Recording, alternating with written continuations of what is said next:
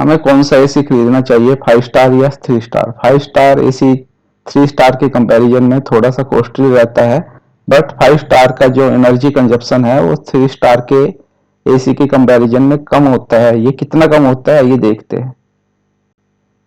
5 star AC का जो energy efficiency ratio होता है वो ये इंडोर यूनिट पे लिखा रहता है, जैसे कि यहाँ पर आप देख रहे हो।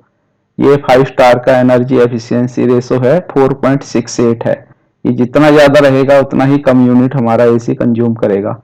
बट इधर ये 3 स्टार के एसी में एनर्जी एफिशिएंसी रेशो 3.85 ही है, तो ये 5 स्टार के कंपैरिजन में काफी कम है। अब ये एनर्जी एफिशिएंसी क्या रहती है, इसको हम बोलते हैं ISEER, Indian seasonal energy efficiency ratio.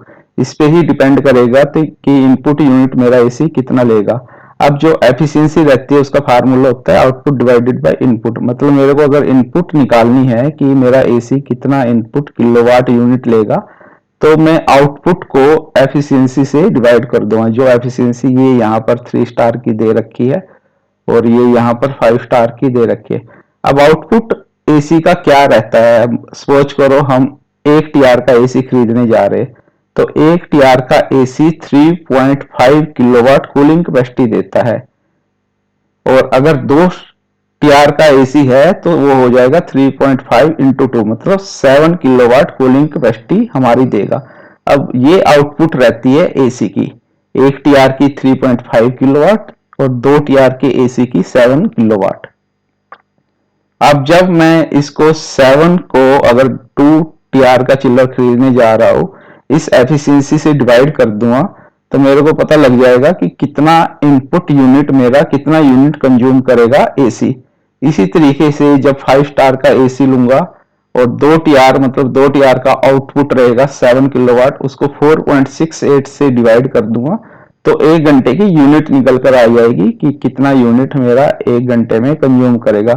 तो आपको करना क्या है कि 1 TR मतलब 3.5 किलोवाट और 2 TR मतलब 7 किलोवाट, उसको डिवाइड करना है जो ये एफिशिएंसी लिखी रहती है, उतना 1 घंटे में आपका यूनिट कंज्यूम होगा।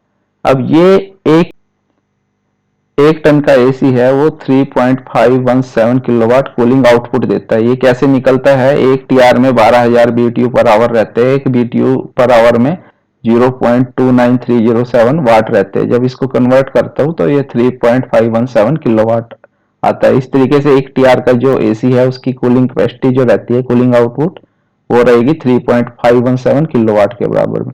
2 TR का जो रहता है उसका लगभग 7 किलोवाट के बराबर हमारा कूलिंग आउटपुट रहेगा और 3 TR का जो रहेगा उसका 10.55 किलोवाट कूलिंग कैपेसिटी के बराबर में हमारा रहेगा। मतलब 1 TR 3.517 और उसका मल्टीप्लीकेशन जैसे 2 TR 3 TR या 4 TR का लेंगे तो उससे हम मल्टीप्लाई कर देंगे, वो हमारा कूलिंग आउटपुट आ जाएगा। आइए हम देखते हैं कि 5 स्टार और 3 स्टार का एनर्जी कंजप्शन कितना कितना निकल कर आता है। 5 स्टार का जो कूलिंग आउटपुट रहता है वो 7 किलोवाट के बराबर रहता है। कूलिंग कैपेसिटी का जो आउटपुट रहेगा इसका 7 किलोवाट के बराबर रहेगा। 3 स्टार में भी 2 TR का जो एसी आएगा, आउटपुट जो देगा कूलिंग कैपेसिटी जो रहती है 7 के बराबर रहती है। बट एनर्जी एफिशिएंसी जो 5 स्टार में रहती है वो 4.5 से 5.2 तक रहती है। यही एफिशिएंसी 3 स्टार में काफी कम हो जाती है, 3.5 से 4.2 तक। तो यहाँ पर मैं 4.5 लेकर चल रहा हूँ 5 स्टार में, 3 स्टार में 3.5। अब जब मैं कूलिंग आउटपुट को इस एफिशिएंसी से डिवाइड करूंगा तो मेरा इनपुट यूनिट जितना कंज्यूम होता है वो आ जाएगा। तो ये 5 स्टार में 1.56 आएगा और 3 स्टार में 2 किलोवाट आएगा। तो लगभग आधा यूनिट मेरा कम कंज्यूम होगा 5 स्टार के केस में। बट ये जो लोड रहता है ये 100% रहता है। मेरा कभी भी एसी 100% नहीं चलता। जब टेम्परेचर मेंटेन हो जाता है तो कंप्रेसर की स्पीड कम हो जाती है, वो 95% पे भी आएगा, 90 पे भी आएगा, उसके बाद 80% पे भी चलेगा। तो एवरेज मैं लेकर चल रहा हूँ 90%। तो जब इस लोड का 90% लेकर चल रहा हूँ 5 स्टार में ये 1.4 किलोवाट रह जाता है और 3 स्टार में 1.8 किलोवाट रह जाता है। सोच करो मेरा एसी हर दिन 12 घंटे चलता है और महीने में 360 घंटे चलता है, तो 8 महीने के लिए अगर मैं एसी को चलाता हूँ तो 2800 घंटे चलेगा।